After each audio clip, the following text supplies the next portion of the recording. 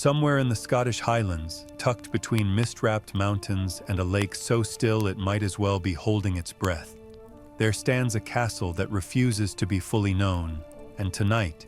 you are going to wander through every secret corner it has spent 1,000 years hiding from ordinary eyes. You feel the cobblestones shift slightly beneath your feet as you approach the massive oak doors, and there is something almost mischievous about the way the torchlight flickers along the ancient walls, as if the castle itself knows you have come looking for trouble and finds this absolutely delightful. Medieval castles, as historians have long documented, were specifically designed with hidden chambers and secret passages not for whimsy but for survival, allowing inhabitants to escape during sieges, store valuables away from invading forces, and maintain private spaces for sensitive political negotiations. Hogwarts, however, seems to have taken this practical tradition and run absolutely wild with it, because you suspect the founders were the sort of people who considered moderation a word that happened to other, far more boring wizards. You notice a portrait of a rather stern-looking witch eyeing you suspiciously as you pass, and you give her your most innocent smile,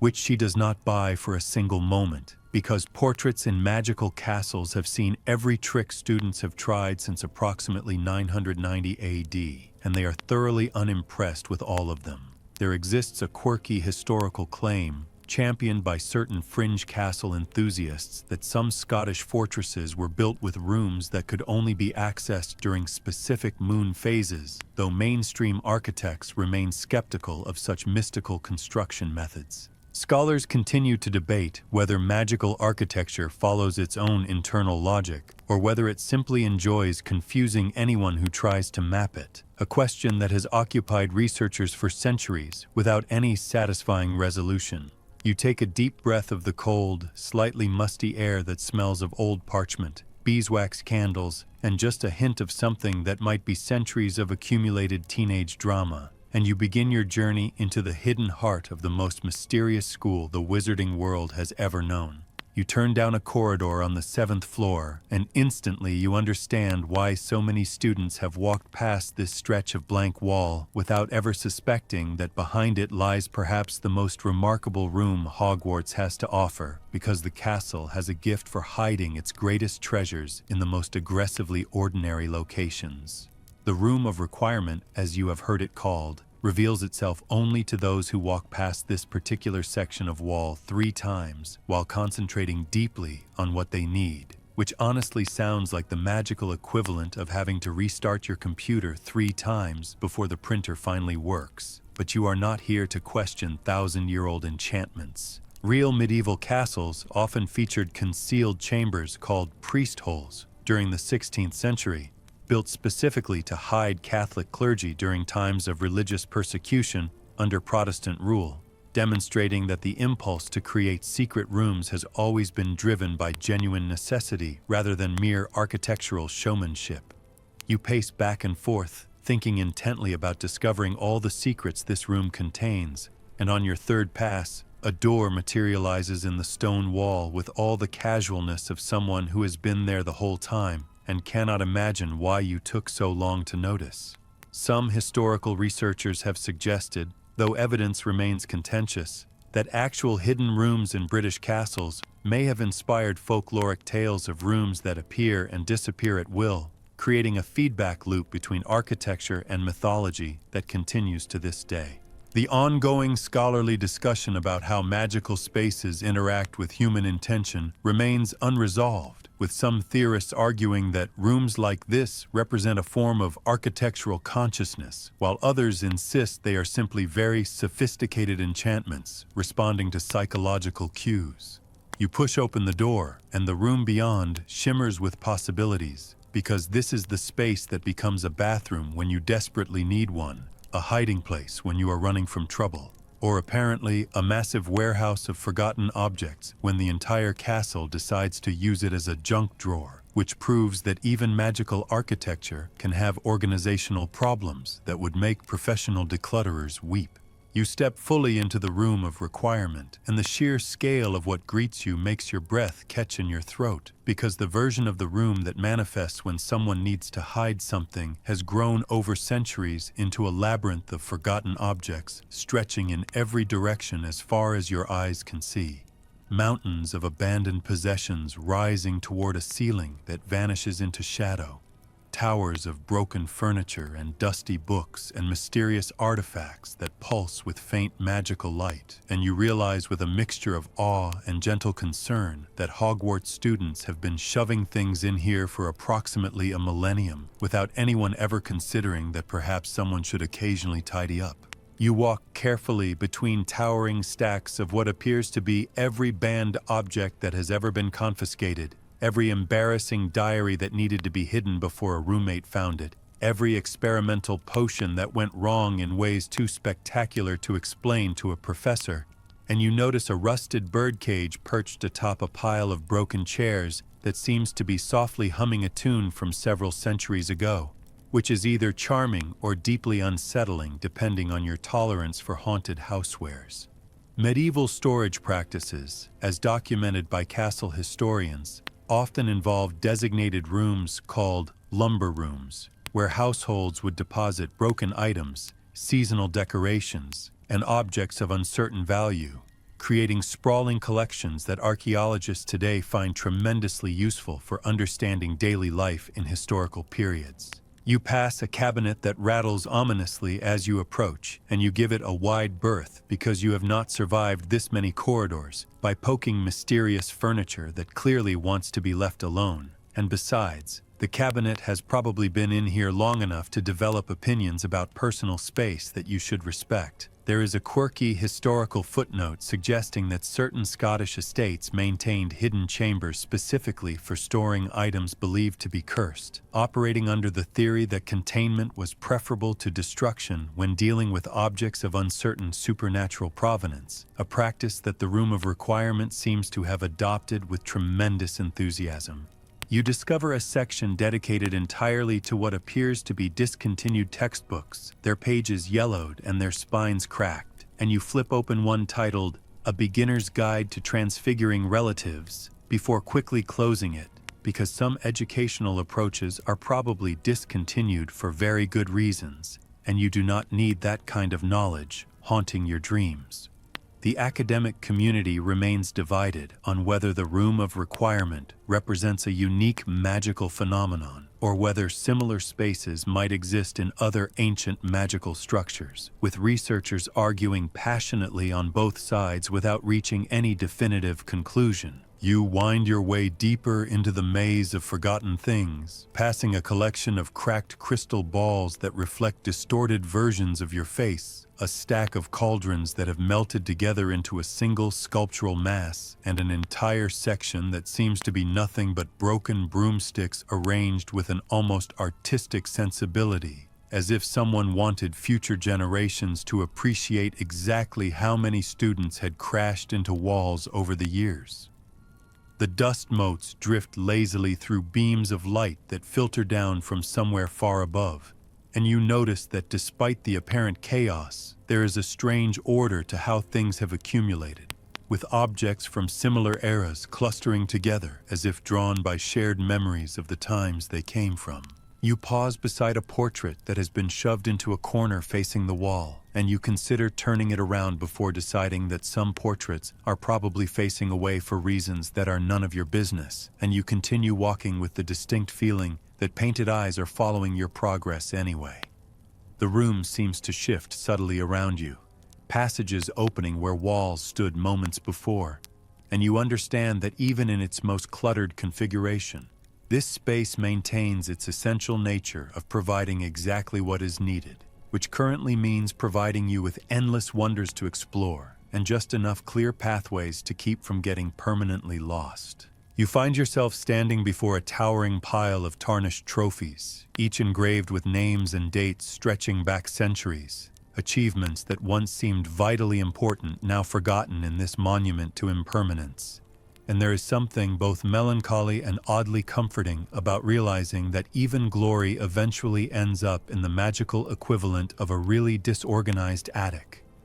The air tastes of old magic and older secrets, and you take a moment simply to breathe it in, feeling the accumulated history of countless students who came before you, each leaving behind some small piece of their story in this impossible room that remembers everything even when everyone else has forgotten. You leave the towering chaos of hidden objects behind and descend toward the basement level of the castle, where the corridor grows warmer and you begin to catch a scent that makes your stomach immediately recognize that you have been walking for quite some time without eating, because somewhere nearby, magical food is being prepared in quantities that would make any professional catering service question their life choices. You approach a painting of an enormous silver fruit bowl, and you know from whispered student legends that the entrance to the Hogwarts kitchens requires you to tickle the pear, which is precisely the sort of security system that suggests the castle founders had a very specific sense of humor and possibly spent too much time around enchanted produce. The painted pear squirms and giggles under your touch, which is simultaneously adorable and deeply strange, and then it transforms into a green door handle that you grasp firmly, swinging open a passage into a room that makes you immediately understand why students risk breaking curfew to visit this place. Medieval castle kitchens, according to culinary historians, were often among the largest rooms in any fortress, featuring massive hearths, extensive storage areas, and enough working space for dozens of staff members preparing meals for hundreds of inhabitants, a practical necessity that Hogwarts has preserved while adding its own magical flourishes. You step into a vast room that mirrors the Great Hall above in size and shape, with 4 long tables positioned directly beneath the corresponding house tables 1 floor up. And you realize with sudden understanding that the food appearing magically at mealtimes is actually traveling through the ceiling from this bustling workspace below. There exists a lesser-known historical claim that some medieval kitchen staffs developed their own secret communication systems and hierarchies completely separate from the household above, creating essentially autonomous subcultures within larger estates, which adds interesting context to the self-governing community of house elves you now observe working in cheerful coordination. House elves hurry between enormous copper pots and towering stacks of gleaming dishes, their enormous eyes brightening with genuine delight at the sight of a visitor, and within seconds you are surrounded by helpful creatures eager to provide you with sandwiches, pies, treacle tarts, and approximately 17 varieties of beverage, because refusing hospitality is apparently not something house elves consider an acceptable option. You accept a mug of hot chocolate that has been prepared in the time it took you to blink twice, and you settle onto a small stool near one of the massive fireplaces, watching the organized chaos of meal preparation unfold around you with the efficiency of a well-choreographed dance performed by very enthusiastic dancers who happen to be roughly 3 feet tall. The academic debate concerning the ethical dimensions of house elf labor remains contentious, with some scholars arguing that the relationship represents problematic magical bondage, while others contend that house elf psychology and culture must be understood on its own terms, a discussion that continues without clear resolution. You notice that the kitchen includes not just the expected cooking implements but also specialized stations for preparing meals that accommodate various magical dietary requirements, including what appears to be a corner dedicated entirely to food for students who have accidentally transfigured themselves into something temporarily requiring a modified menu. The ceiling above you is hung with an impressive collection of copper pans polished to such a shine that you can see your reflection looking somewhat bewildered and very well fed, and you imagine generations of students sitting in this exact spot, taking comfort in warmth and food during long nights of studying or shorter nights of avoiding particularly persistent ghosts. You learn from an especially chatty house elf named Twinkle that the kitchens have their own secret spaces within secret spaces, including cold storage rooms enchanted to maintain temperatures that would make a glacier feel inadequate, and a special pantry that somehow connects to magical suppliers capable of providing any ingredient regardless of season or rarity, which explains how Hogwarts manages to serve fresh strawberries in February without anyone questioning the fundamental impossibility of such produce. The gentle clatter of pots and pans creates a rhythm that you find unexpectedly soothing, a domestic percussion that has probably remained unchanged for centuries, and you understand why students seeking comfort often find their way here, because the kitchen offers something that even the most impressive magic sometimes cannot provide, which is simply the feeling of being welcomed and fed by people who are genuinely happy to see you. You finish your hot chocolate and accept a small package of biscuits for the journey ahead, thanking the house elves who beam at you with pride that seems entirely disproportionate to the simple act of providing snacks, but is no less genuine for its enthusiasm. The warmth stays with you as you climb back up into the cooler corridors above, and you carry with you a new appreciation for the hidden labor that sustains the visible wonders of the castle. The countless small acts of care that make an ancient fortress feel something like home. You climb several flights of stairs that seem determined to rearrange themselves whenever you start to feel confident about your route, and eventually you find yourself on the 5th floor, standing before a door that you know guards one of Hogwarts' more exclusive hidden chambers, because while some secrets are hidden from everyone, others are hidden only from people who have not been given the password. And there is a particular kind of secrecy that comes from being considered important enough to access spaces that ordinary students only dream about. The prefect's bathroom represents one of Hogwarts' stranger hierarchical privileges, a reward for academic and behavioral excellence that consists primarily of access to a really impressive bathtub, which suggests that the founders understood something fundamental about what stressed teenagers actually want. Namely, extremely fancy opportunities to sit in warm water and not think about anything for a while. You speak the current password, which changes regularly and is always something vaguely aquatic and slightly embarrassing to say aloud. And the door swings open to reveal a room that makes every bathroom you have ever used look like a disappointing closet with plumbing aspirations. Historical records indicate that medieval castles rarely featured elaborate bathing facilities, with most inhabitants washing in portable wooden tubs, or not at all, making the Romans' sophisticated bathhouse traditions a notable exception that would not be matched in Britain for many centuries, which gives context to just how unusual and luxurious the prefect's bathroom truly is. The centerpiece of the room is a swimming pool-sized sunken bathtub carved from white marble, surrounded by roughly 100 golden taps, each dispensing different combinations of colored water, bubbles, foam, and scented potions, and you realize that you could spend weeks experimenting with various combinations without ever producing the same bath twice. There is a fringe historical theory suggesting that certain Roman bathhouses were designed with acoustic properties intended to enhance whispered conversations, allowing bathers to share secrets that would not carry beyond their immediate vicinity, a privacy feature that magical bathrooms have presumably improved upon with actual enchantments. You approach the taps and turn several experimentally, producing a cascade of iridescent purple bubbles that smell like lavender mixed with something impossible to identify but deeply pleasant, and you watch them drift across the water's surface with the lazy contentment of bubbles that know they are the fanciest bubbles in the entire castle. The stained glass window set into one wall depicts a mermaid who watches you with an expression suggesting she has opinions about how long visitors take in the bath and is not afraid to express them if you exceed what she considers a reasonable soak, which adds an unexpected layer of social pressure to what should theoretically be a relaxing experience. Scholarly discussion continues regarding whether magical plumbing systems operate on principles similar to mundane water delivery, or whether they bypass physical constraints entirely through enchantment, a technical question that plumbers and magical theorists have yet to resolve to anyone's satisfaction.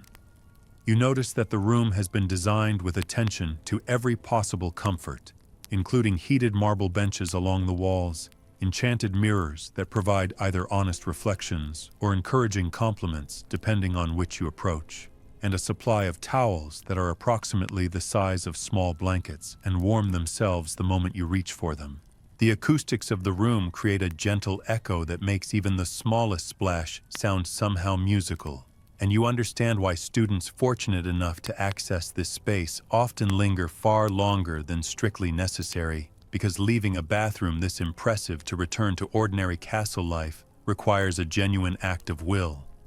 You remember that this was the location where a certain champion worked out the clue hidden in a golden egg, and you can see how the combination of privacy, warmth, and mermaid imagery might lead someone to solutions they could not reach in more conventional study environments, because sometimes the best thinking happens when you are comfortable enough to let your mind wander in unexpected directions. The water shifts color slowly on its own, cycling through shades that complement the changing light from the window, and you find yourself mesmerized by the gentle movement in a way that makes you question how anyone with access to this bathroom ever manages to arrive at class on time.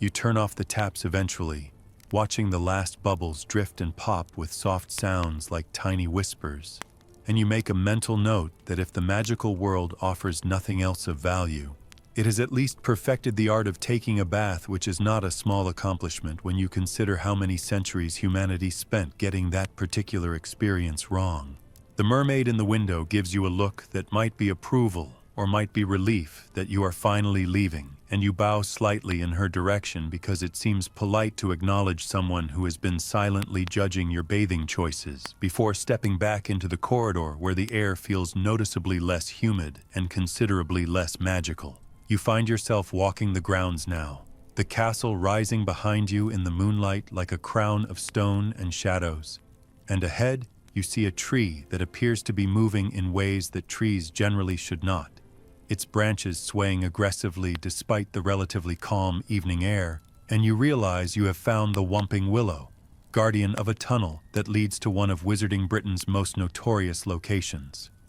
The Whomping Willow was planted in 1971, according to Hogwarts records, specifically to conceal a passage that connects the school grounds to a building in the nearby village of Hogsmeade, a building that acquired its terrifying reputation not because it was actually haunted, but because it needed to seem haunted to keep curious villagers away from transformations happening inside. You observe the tree's aggressive movements from a safe distance, appreciating both its effectiveness as a deterrent and its complete inability to understand that you mean no harm, because magical plants apparently operate on a philosophy of hitting first and never bothering to ask questions at all. Historical accounts document that real medieval estates sometimes planted particularly thorny or dangerous vegetation around sensitive areas, using nature as a first line of defense against trespassers, a practice that the magical world has apparently enhanced by adding the ability to actively attack anything that comes within branches' reach.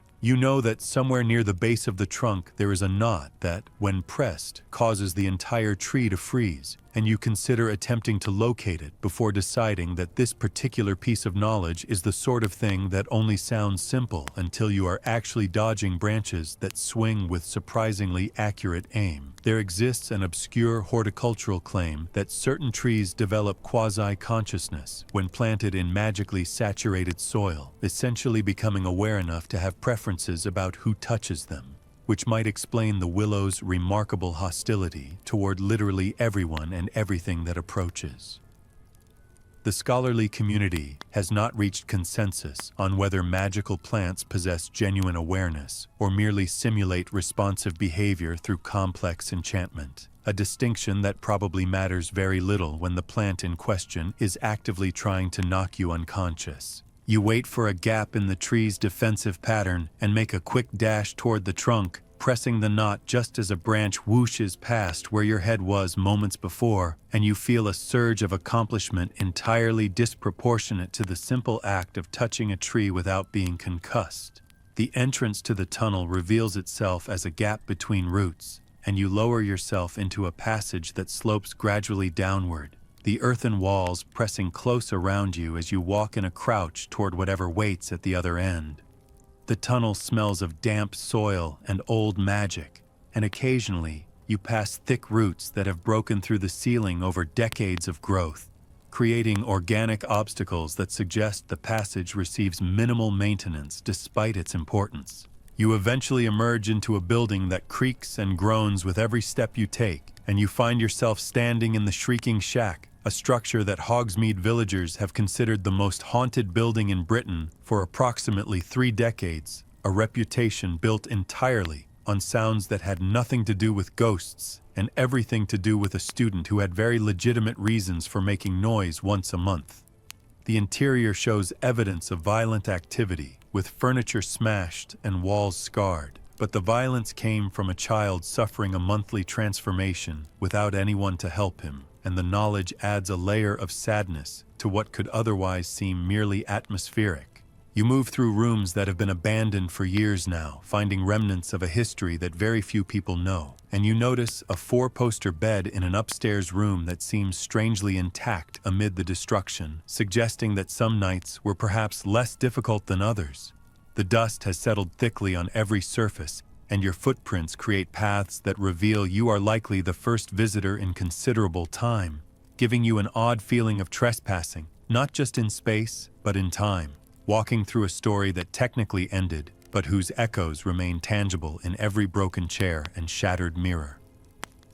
You find yourself wondering about the student who spent so many painful nights here, and you feel a surge of appreciation for the friends who eventually made those nights bearable by choosing to share what could not be cured, because sometimes the best magic is simply refusing to let someone suffer alone. The wind outside makes the building moan in ways that would absolutely terrify anyone who did not know the truth, and you smile slightly at how effectively the legend has persisted even though the sounds that created it stopped occurring years ago. You make your way back through the tunnel, returning to the Hogwarts grounds with a deeper understanding of how the school has always tried to protect its most vulnerable students, sometimes through imperfect solutions, but always with an acknowledgement that everyone deserves a chance to learn, even those whose conditions make learning particularly complicated. You return to the castle's interior and begin exploring the upper floors, where classrooms and storage rooms multiply in seemingly random configurations, and you find yourself drawn toward a section of the third-floor corridor that most students avoid, not because it is forbidden anymore, but because the habit of avoidance has persisted long past the original reasons for caution.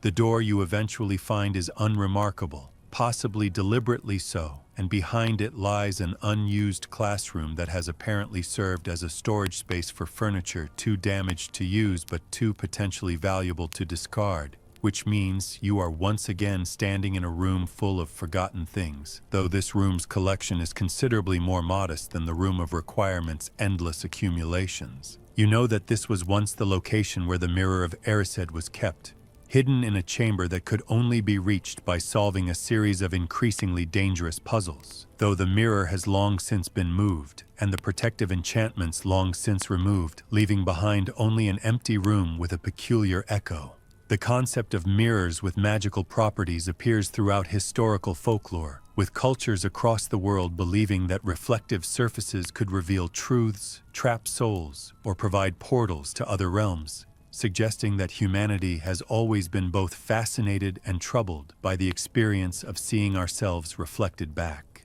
You stand where the mirror once stood and try to imagine what you might have seen in its depths, because the mirror showed the deepest desire of whoever looked into it, and you find yourself slightly relieved that you do not have to confront that question directly, since deep desires often turn out to be more complicated than they seem at first consideration.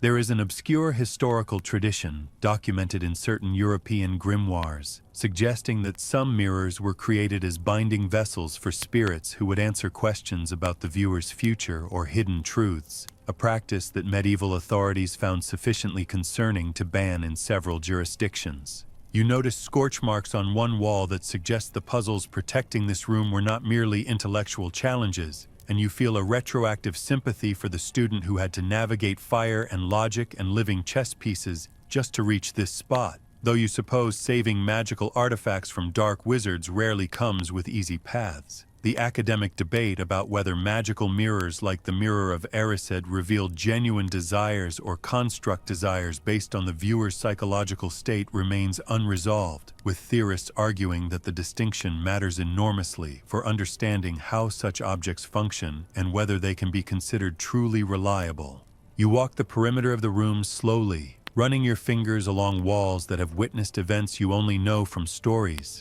and you feel the strange weight of standing in a historically significant location that looks entirely ordinary. Because history rarely leaves visible marks and significance rarely announces itself with helpful labels. The dust here is different from the dust in the shrieking shack, less melancholy and more patient, as if this room is simply waiting for some future purpose rather than mourning a past one, and you appreciate the distinction because places, like people, can have very different relationships with their own histories. You find a small alcove behind a stack of broken desks where someone has carved initials into the stone, and you wonder whether this marks a student who visited long before the mirror arrived or afterward,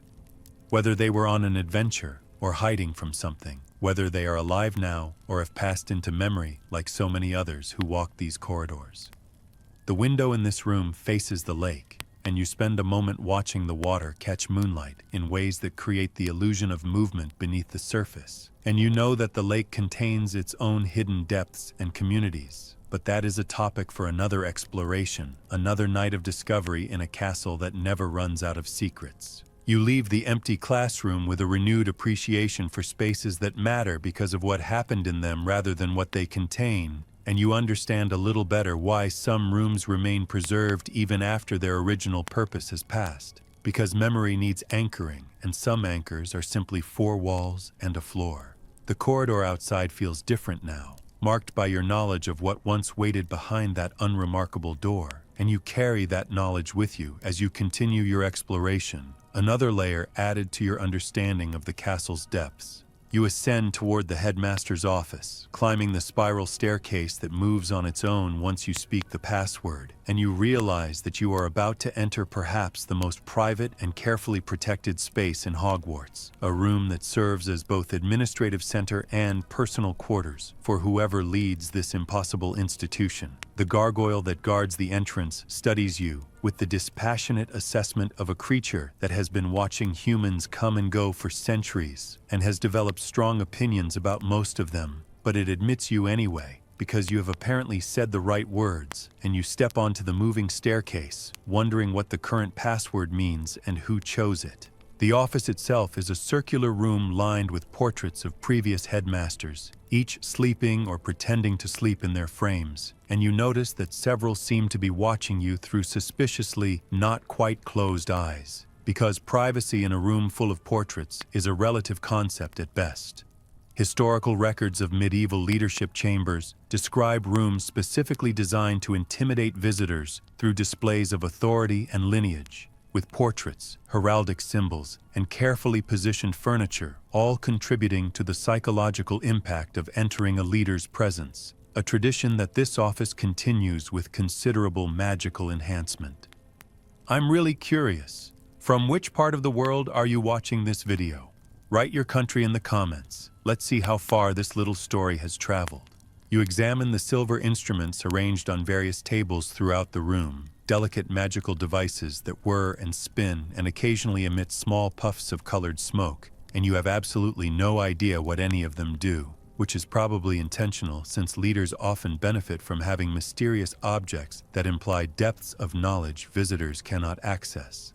There is a fringe historical theory that certain royal advisors maintained collections of deliberately incomprehensible artifacts specifically to enhance their mystique, a practice that would certainly explain the contents of this particular office if applied to magical contexts. You notice a perch near the window where a phoenix would typically sit, and though the perch is currently empty, you can see traces of flame damage on the surrounding surface that suggest its usual occupant is both magnificent and somewhat hazardous to furniture. The ongoing scholarly discussion about whether headmaster portraits possess genuine consciousness or merely simulate the personalities of those they represent has never been resolved, and you find yourself reluctant to test the question by engaging any of them in philosophical conversation about their own existential status. You discover that the office contains several hidden compartments accessible only to those who know where to press or twist, and you wonder how many secrets have been stored in these concealed spaces over centuries of leadership, letters and objects, and perhaps confessions that no headmaster wanted included in official records. The window behind the main desk offers a panoramic view of the grounds, and you understand why leaders might choose to spend hours staring out at the landscape they are responsible for protecting, watching students move between buildings and creatures move in the forest and weather systems gather over the mountains. You find a door partially concealed behind a bookshelf that opens onto a private staircase leading to personal quarters above, and you climb just far enough to glimpse a living space that looks simultaneously comfortable and lonely, the quarters of someone who is always somewhat separate from the community they lead. The portraits begin to stir as you return to the main office, apparently deciding that pretending to sleep has become more trouble than it is worth. And several offer unsolicited opinions about your posture, your fashion choices, and your evident tendency to snoop, all delivered in tones suggesting they have dispensed similar criticism to generations of visitors. You accept their commentary with appropriate humility because arguing with oil paintings seems unlikely to produce satisfying results, and you focus instead on appreciating the accumulated wisdom represented by so many former leaders, even if some of that wisdom comes wrapped in considerable grumpiness. The room hums with centuries of decisions made and crises managed, and you feel the weight of responsibility that must come with sitting behind that desk, knowing that every choice affects thousands of students and shapes the future of an entire community. You descend the spiral staircase as slowly as it allows, giving yourself time to process everything you have seen, and you step past the gargoyle with a nod of acknowledgement that it does not return, because gargoyles have professional standards about maintaining impassive expressions. You spend the next phase of your exploration seeking out the legendary secret passages that connect Hogwarts to locations beyond its walls, because a castle this committed to secrecy would naturally provide multiple ways to escape without being observed, and students throughout history have relied on these tunnels for everything from innocent trips to the village to considerably more serious flights from danger.